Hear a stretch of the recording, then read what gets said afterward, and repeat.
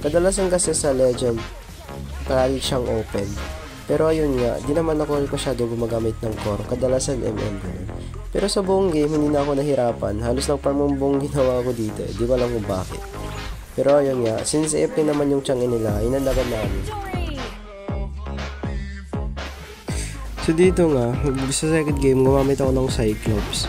So habang nagta-turtle fight kami dito, hinabol ako ng Soyo.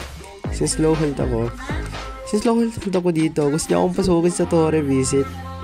Kaso nga, nagkamali siya ng pagbato ng kanyang skill 2, which is na long press niya siguro. Kaya yun, napatay siya ng Torre. Pero yun nga, sa uli, talo pa rin kami. Halos nagsisiyan nga dito mga kakampi namin dahil sa kagagawan ng sisi namin. Pero overall, talo kami dito.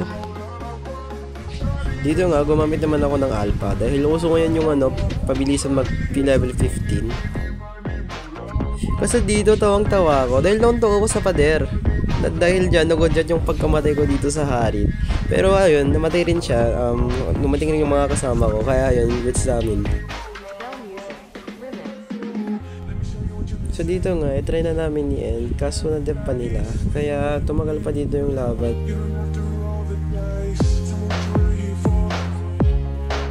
Dito nga, nakakagulat yung ginawa ng Layla dahil sa pangatlong Lord namin, Nintendo namin. Kaso hindi namin nantay yung Lord, kaya yun, nakamanyak siya, visit.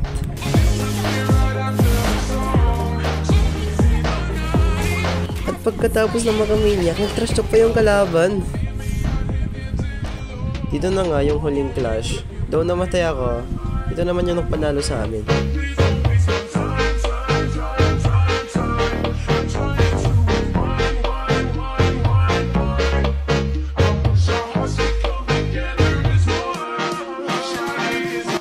Though in the process, namatay ako dito, pero wala na mag-delep sa kanila, kaya yun, sure na nito. Court game, wala talaga, bugbog kami dito sa laro na to. So yun nga, talo nga kami dito, kaya yun, nagpatulong ako sa mga kasquad ko dito. So yun, sa first game namin, ako ginagawa nilang mage, kaya yun, nagpick ako ng parsa.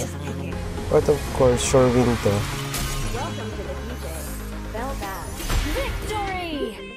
Last game na namin to, kaya ayun, pinanalo na kami dito.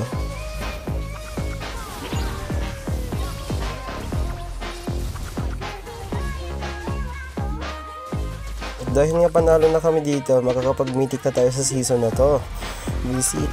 Tamang hagulgul lang sa Geddy kasi marami pang mga research na gagawin, kaya kung nag-enjoy ka sa video to, don't forget to subscribe and appreciate it very much. Thank you.